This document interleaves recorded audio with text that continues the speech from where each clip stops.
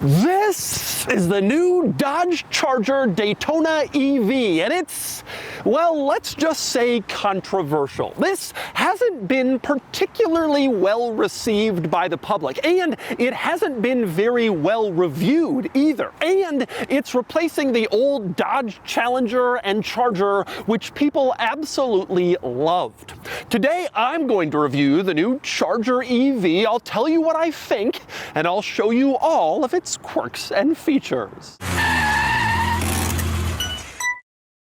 Before we get started, are you ready for your next cool car? Sell your enthusiast car on Cars and Bids. Trading in your car to dealers means you aren't getting the market value for your car, leaving you with less cash for your next fun car. Just look at our recent sales of these cool cars compared to their trade-in value. This is a trade-in offer, and this was the Cars and Bids result. This is a trade-in offer, and this was the Cars and Bids result. This was a trade-in offer, and this was the Cars and Bids result. Get started now and sell your car at carsandbids.com.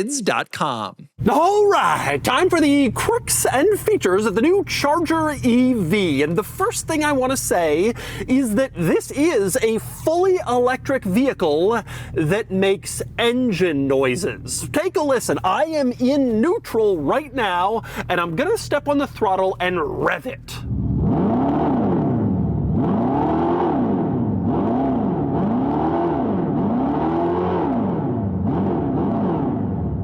Ah yes, the sweet revs of a digital V8. That's just one of this car's many quirks. I'll show you the rest in a minute, but first, let's go through the basics. Okay, so the basics. The old Dodge Charger and Dodge Challenger are gone. Now, this makes sense, to be totally honest. The Charger was old. It hadn't really been redesigned since 2011, and you could tell and feel when you're driving it, getting it at the tech, it had gotten old. The Challenger was ancient. It hadn't really been redesigned since it came out back in 2008. It was one of the longest running products on the market. It was massively dinosauric. So it made sense that those cars needed to go away and needed to be replaced. A lot of people agreed about that. They were strong sellers, but they were just getting old. So a new one, it made sense. The drawback with the new one is the major changes they made. Instead of just redesigning it, it was a totally new thing. One major change was combining the Challenger and the Charger into one model. Before, the Challenger was the two-door, the coupe, and the Charger was the sedan. Well, now this is a Charger, even though it's a two-door, and there will be a four-door version of this coming, also called the Charger. The Challenger is gone. Essentially, this is the Challenger replacement, but it's now called the Charger Coupe, I guess. This is a surprise to me. This is the change that I understand the least. People liked the cars being separate. I'm not sure why they combined them. Of course, the other major change was the switch to EV. The Challenger and Charger in the past were known for their massive, giant, loud, powerful gas engines. That's what people loved about these cars. Now you got a new one, and it's fully electric, and it's a total shock to the system, no pun intended. So let's talk about what this is. All-wheel drive is standard in all of the new Charger models, and this one comes in two versions. There's an RT, that's the base model, and then there's this, which is the Scat Pack with more performance. And performance certainly isn't lacking. This car has good power. Right now, the base level Charger EV RT has 500 horsepower. This, the Scat Pack version, has 670 horsepower. Those are big figures, although it's worth pointing out they're slightly inflated. Early models of the new Charger EV come standard with the Direct Connection Upgrade Stage 2 package, which boosts power. That'll become an option later, and so base level power will fall to 455 in the RT and 590 in the Scat Pack, although those are still pretty healthy numbers. And the performance figures show it. The RT model does 0 to 60 in the high 4-second range. This, the Scat Pack, does 0 to 60 in 3.5 That's quick. And the EV range figures are okay too. The base level RT model does about 310 miles of range, while the more powerful Scat Pack does about 240 miles. So what are the problems? Well, size for one. This car weighs around 5,800 pounds, which is about 1,500 pounds more than the outgoing Challenger Hellcat.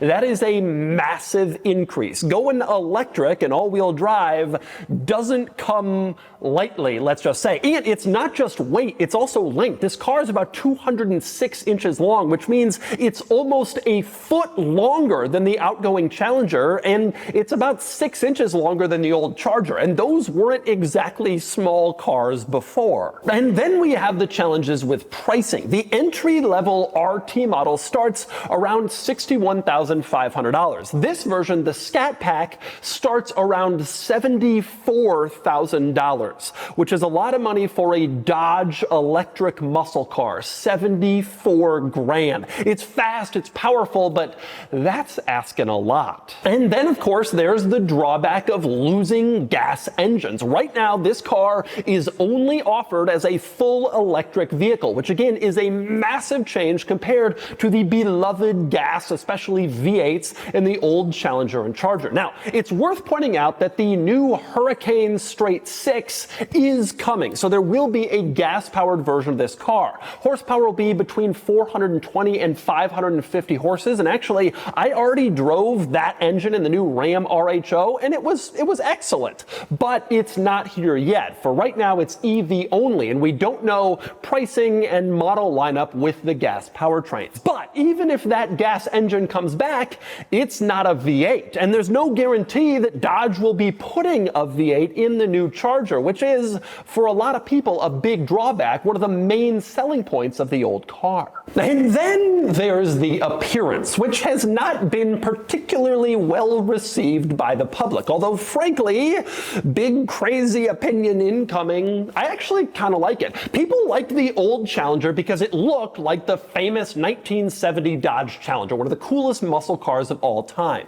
But this looks like a modern version of the 1968 Dodge Charger, which was also a really cool muscle car. And to be honest, after looking at the old Challenger for the last 16 years, mostly unchanged, I was kind of ready for something new. And I think they did a pretty good job of modernizing this while still going retro. I like how it looks. I think it has some other flaws, but the styling to me is not a glaring one. However, looks are subjective, and if you hate it, you hate it.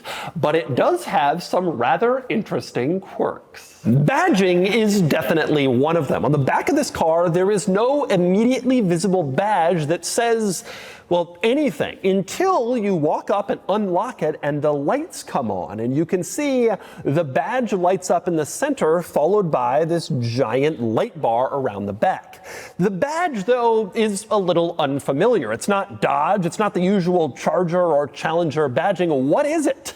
Well, they call it the Fratzog. I have no idea why, and they haven't clarified what that means. Apparently, it's just a made-up term to describe this new logo that they're going to be using on the electric version of the Charger, the Fratzog, which lights up right here in the middle until, well, it doesn't. And it's the same deal up front. There is no obvious badging in the front, as you can see, telling you what this car is, once again, until you walk up and unlock the doors and the lights come on. The Fratzog lights up in the center once again, and then the light bar or the headlights light up in addition to that. Certainly a very distinctive badging lighting situation. The badges in this car are lit up and they go dark when it's off or parked. And even when they're on, what exactly is the Fratzog? We don't know. Although we also see that badge in the center caps of the wheels. You can see here, again, no Dodge, no old school Challenger badge. Instead,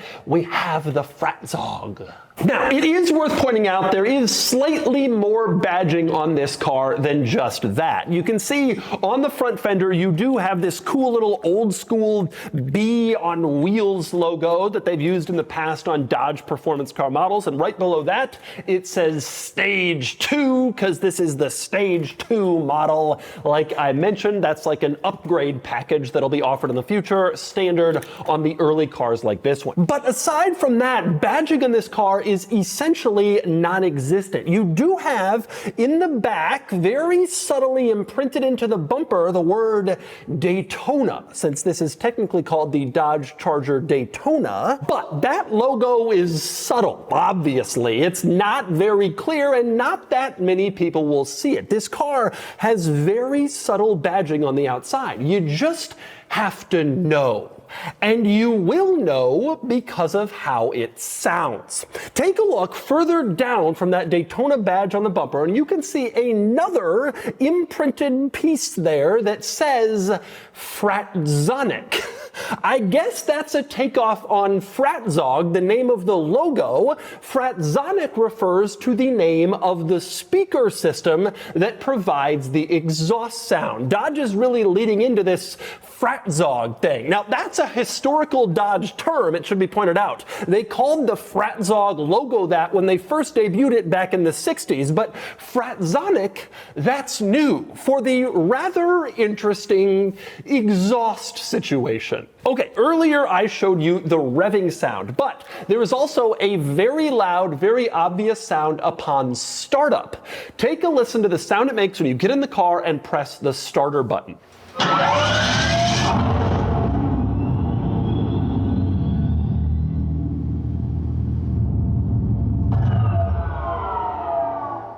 And just to be clear, so I'm not forgetting it, let's once again hear the sound it makes when you rev it up in neutral or park. Take a listen.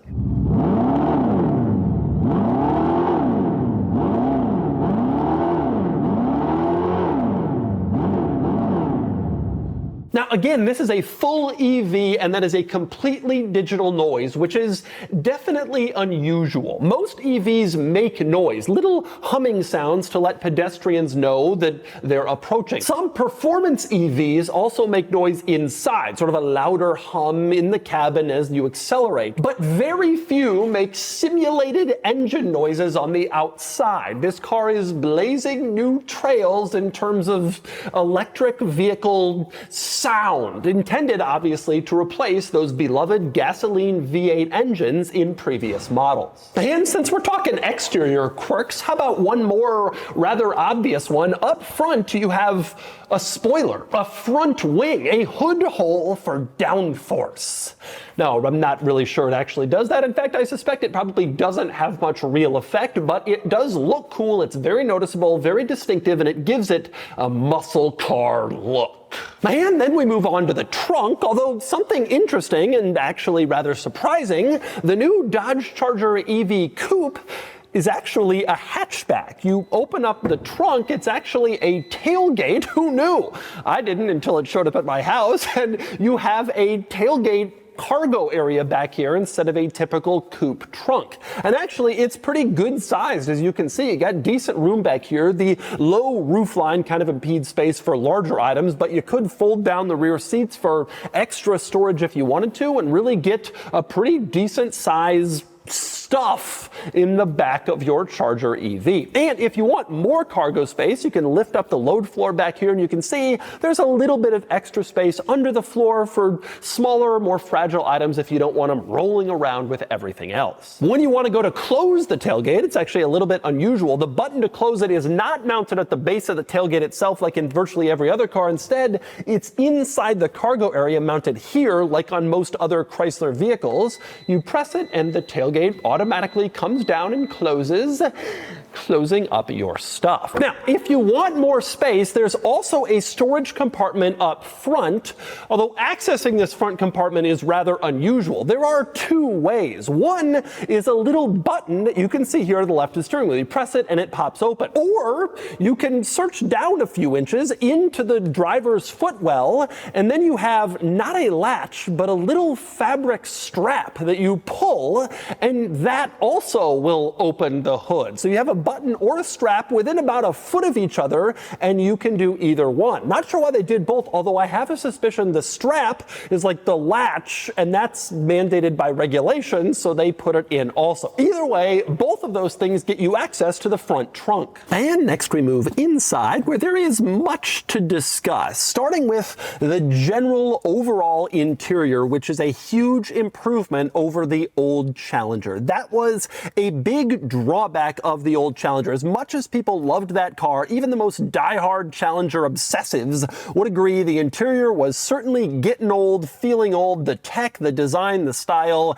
it was ancient. They've radically improved it in the new car, and you can see a much better, much more modern, nicer overall interior. It looks good. The materials are nice in here. You got modern screens everywhere, more space. Everything about this interior is just a huge improvement. And the materials everywhere are a big part of that. You got leather, Alcantara. Obviously, this is a higher end model, but it really is a big, big upgrade over the outgoing Challenger. And one rather distinctive upgrade is the seat centers, which you can see they're Alcantara, and they have this sort of circuit board pattern to them, I guess to underscore the fact that this is fully electric, a new era of Charger Challenger on the seats. But beyond the interior improvements, let's move on to the quirks, starting with, well, starting up the car. To do that, you press this rather large button in the center console, as you can see, and when you start it, it makes a thunderous noise even inside the car. I showed you the exterior one. Listen to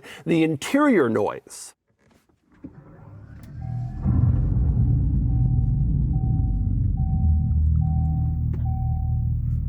Okay, so that makes it very clear that the car has started right up. You almost feel like you're in a gas-powered car, or at least a futuristic rocket ship. Your next rather interesting quirk is the gear selector, which you can see has this sort of P shape. It sort of folds over, and you shift into gear by pushing a large button kind of underneath the lever and then pulling it into park, reverse, neutral, drive your choosing. It's actually a pretty trick gear lever. It seems old school and retro, which is neat to see in an electric car. So many EVs have these modern futuristic shifters. Not here. It feels like muscle. On the subject of muscle, we then move on to the steering wheel, where you have some of your finest quirks. You can see in the bottom left, you have a button for drive modes and then arrows to switch through them. When you switch through the drive modes, the new mode appears in your gauge cluster screen. And when you enter the performance mode, specifically drag race mode and sport mode, the car gets louder and buzzier. In the interior, you can just hear it more, almost like a gas-powered car would kind of buzz, rattle, shake. You hear the engine. That's what it's like in sport mode. Take a listen.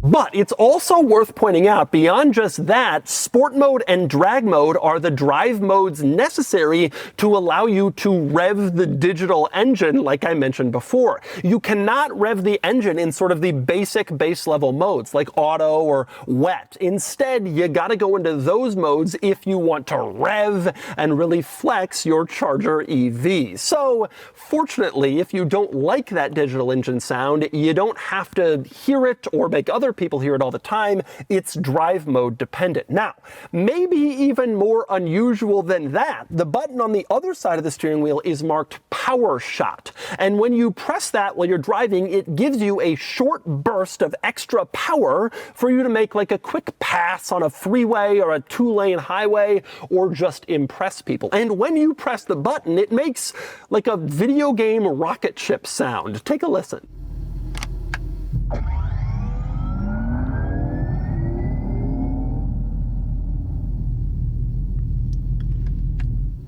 But while you're messing with the stuff on the steering wheel, it's worth pointing out there are some practical practical, you could call them challenges, but maybe quirks about this car. For one, because it is so massively long and it's a two-door car, the doors are huge, giant and heavy, and reaching to close them is actually a little bit difficult. And when you have the door closed, the seatbelt positioning is so far back there in order to leave room for rear passengers to climb in that it is legitimately hard to reach back and get the seatbelt. If you're someone older with kind of limited mobility, that might be a real challenge for you. Now, one interesting thing about the doors is they are electronically actuated, meaning you don't have a traditional door handle you pull and it opens. Instead, you press this button here and it electronically pops open and you can get out. Although, if the electronic poppers fail, you do have a manual backup. It's this kind of hidden into the door molding near the base of the door. You can pull that and it's a mechanical latch that lets you out in the case of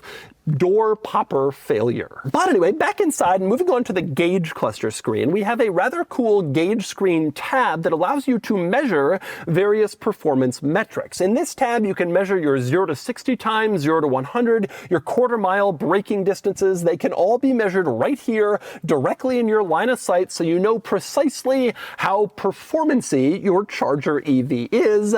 That's pretty cool. Now, aside from that, the gauge cluster screen in this car is only okay. I like how configurable it is, but I do wish you could do more than one thing at once. For instance, if you want your music to appear in the screen, you can't really see any of the other stuff, like the performance stuff I just mentioned or various trip odometer details. It's kind of, you pick one and that's what you have, whereas a lot of other cars let you pick 2 or even 3 displays in there, which I would prefer to see in a gauge cluster screen. With that said, one thing I love about this screen, when you turn the car off, it displays the approximate charge time to a full battery using various different power levels of outlets. That's pretty cool to see. You turn it off and you can have an idea in your head of exactly how long it's going to take to recharge. That's a feature that other EVs should add as well. Now, the center screen, the infotainment screen in this car, there's a lot of good stuff here. It's perfectly right-sized. It's not too massive like in some cars, not too small. It's right-sized and it's intuitive to use. It's laid out in a way that totally makes sense and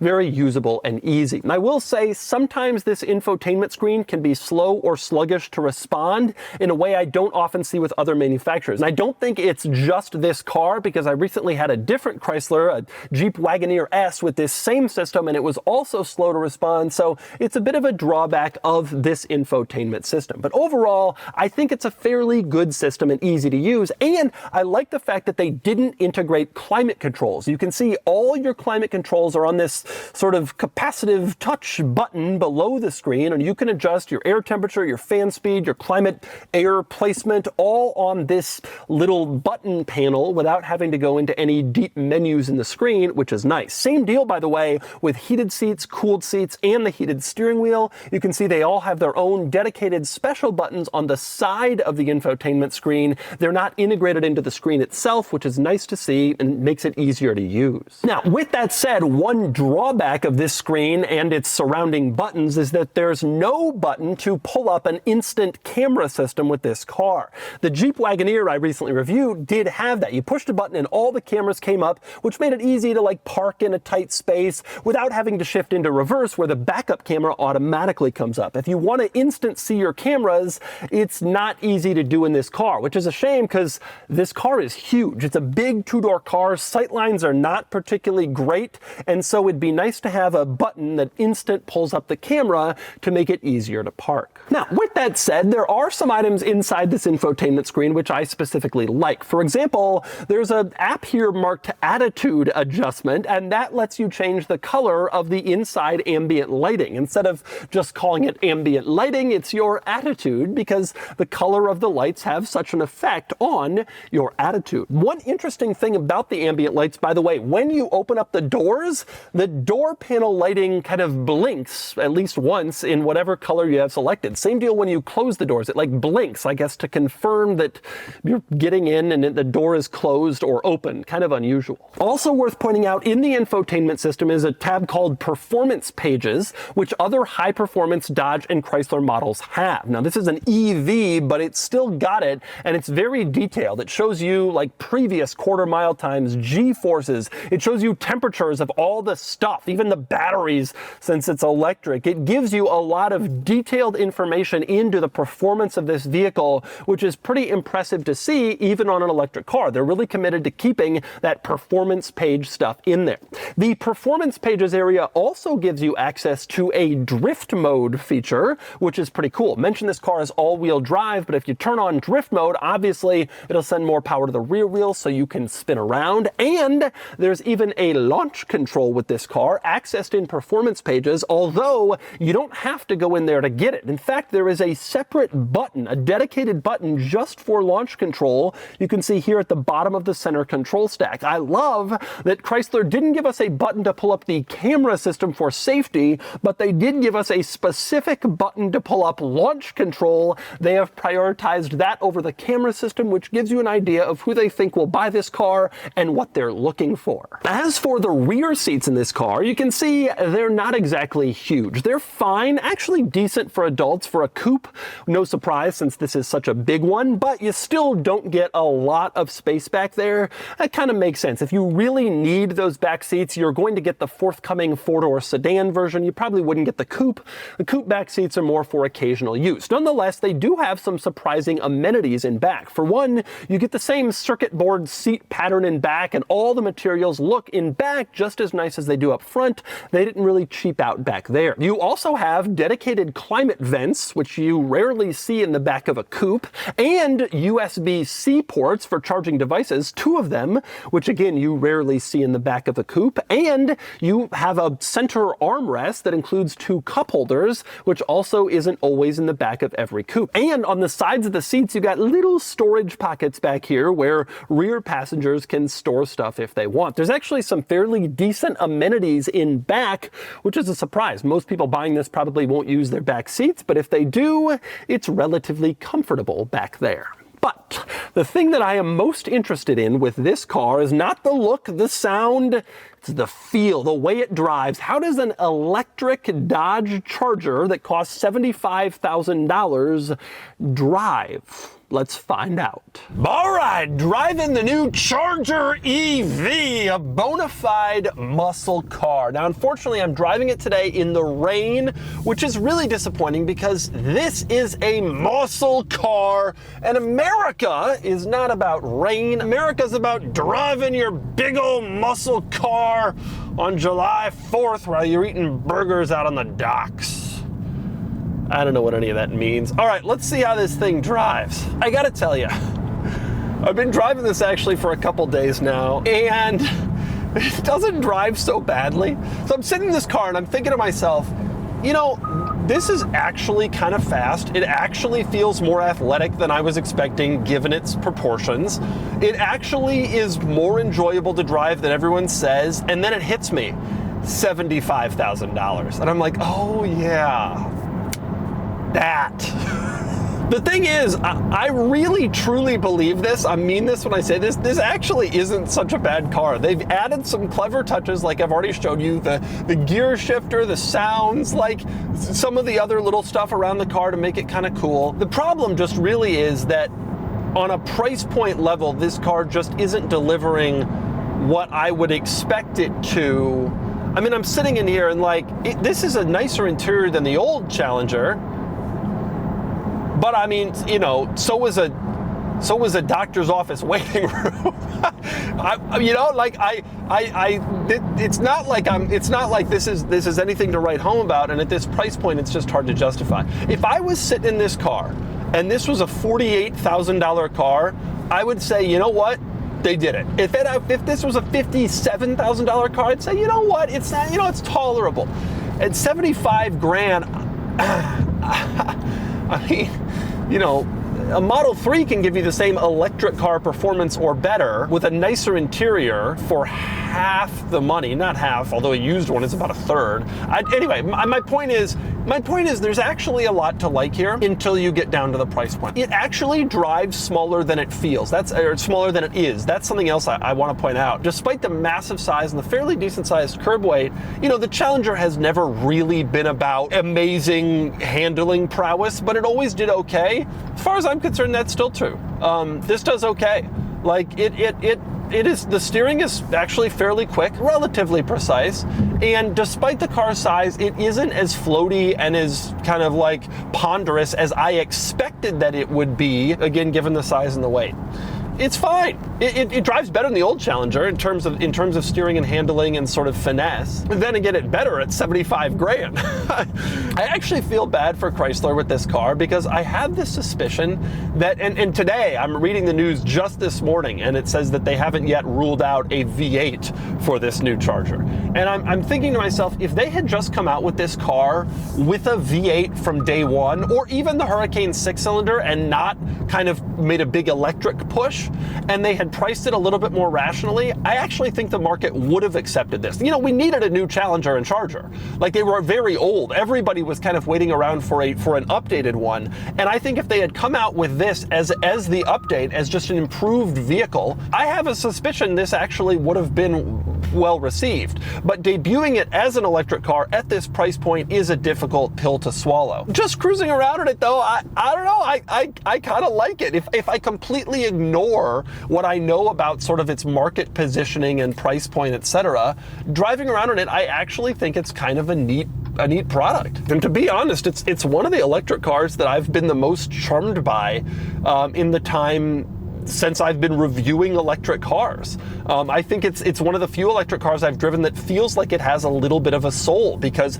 it has kind of this cool retro look. They've actually given it some like retro touches. So many electric cars, the goal is to sort of sanitize the experience. And that's not really the situation here. Like, this one is more fun. This one is kind of more in your face. It's kind of cool. Overall, I actually think, this is a hot take, but I actually think this is a good starting point for a vehicle that will be good in the future. I have a suspicion that this car will be regarded as good someday in some version. It's just not necessarily this one. But I see the starting points of a decent car here. And when the electric ones, are used and this much power and they're 23 grand, that's gonna be cool. And when gas engines come back to this car, that's gonna be cool. And at a decent dollar price point, with transaction prices probably being a lot lower than MSRP, it could also be cool. It's just that at sticker right now, it's a little bit of a difficult pill to swallow.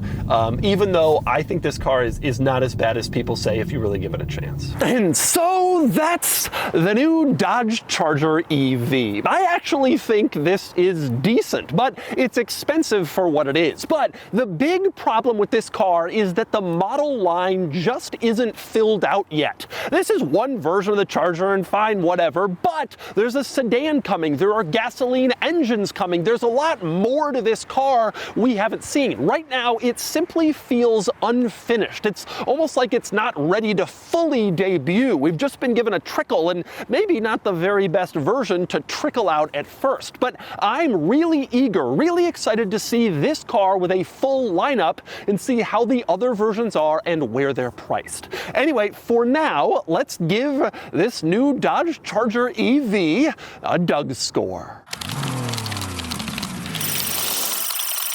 And the DougScore is here, 60 out of 100, putting the Charger EV last among this list of sort of similar cars, although nothing in production today is really that similar to the Charger EV. I'm actually sad to see it finish last here because I really legitimately like the Charger EV. It's just missing a few key things that would make it great. Specifically, it's too expensive, and it should offer a sedan variant and some gas powertrains. If Chrysler solved all those issues, and I honestly suspect they will try, this could be a compelling car much in the way the last one was. For now, it does feel unfinished, even if it is better than I was expecting.